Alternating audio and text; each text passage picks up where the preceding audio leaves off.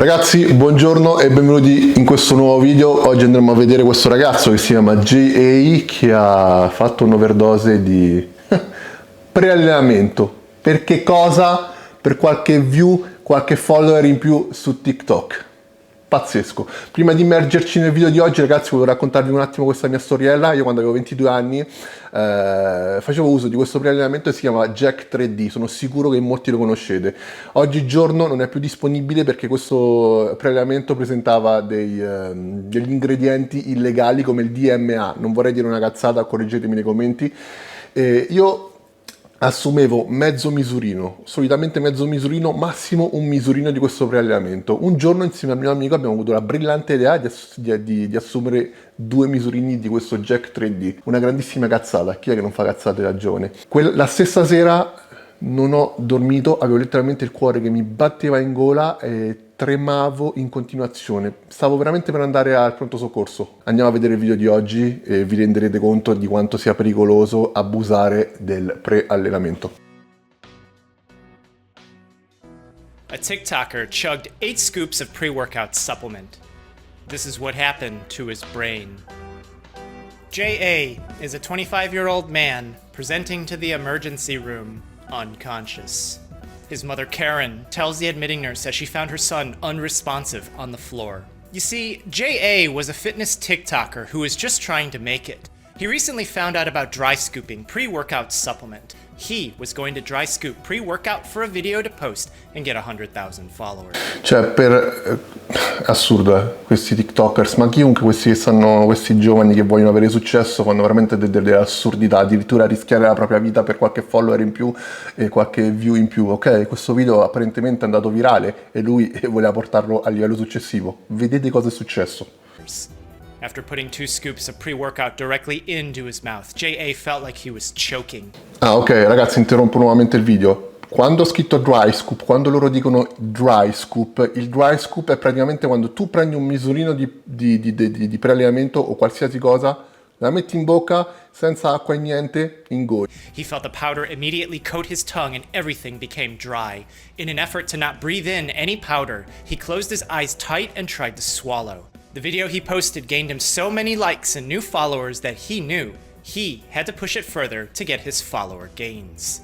He was going to do 4 scoops next and have the biggest workout of his life, all documented in the biggest video that he's made. Lui ha iniziato con, ecco, giustamente 2 misurini in questo modo nel dry scoop e vedeva che le views salivano, i follower salivano e ha voluto portarlo al livello successivo. Andiamo a vedere cosa è successo. Immediately after putting 4 scoops of pre-workout supplement in his mouth, J.A. had instant regret. He knew he was going to choke on it, and if he didn't do anything, he would breathe it in. He thought it'd be funny for the video to just chase it down with 4 more scoops already mixed in with water as he washed everything down and got ready for his workout. Quindi cosa ha fatto? Ha preso altri 2 misurini, sempre in questo modo, nel dry scoop, e dato che si stava strozzando, cosa ha deciso di fare? Di prendere dell'acqua, mettere altri 4 misurini, ok? E bere praticamente la bellezza di 8 misurini di preallenamento. Una bomba letale di caffeina.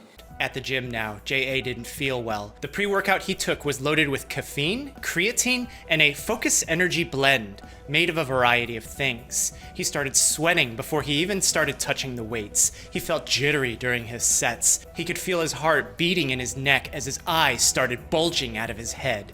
And while he was doing one of his sets, he felt an instant headache break through. He posted his video online but didn't follow any of the comments because he couldn't follow any of the comments. At home now, J.A. wasn't exactly sure what was happening as he stumbled around. And as his mom came up to see what the commotion was, she found her son huddled over on the floor as she calls for 911, and he's brought to the emergency room where we are now. J.A.'s heart rate was high, his breathing rate was normal. When the nurse tried to take his blood pressure, the machine just kept cycling and it couldn't get a reading. When they tried to do it manually, the measurement came out 330 over 180, which is almost 3 times that of normal and so high that the blood pressure machine couldn't produce an actual reading. Cioè, vi rendete conto? Con il macchinario normale non riuscivano a calcolare la sua pressione per quanto era alta, 330 su 180. Sta rischiando la morte in poche parole, a 330 per 180, e quindi l'hanno dovuto fare manualmente perché col macchinario non riuscivano. Doctors send J.A. to get a scan of his head. The images suggest that parts of his brain have been bleeding. Because the brain's enclosed inside a hard space, the skull, bleeding into the brain would mean that the brain's expanding.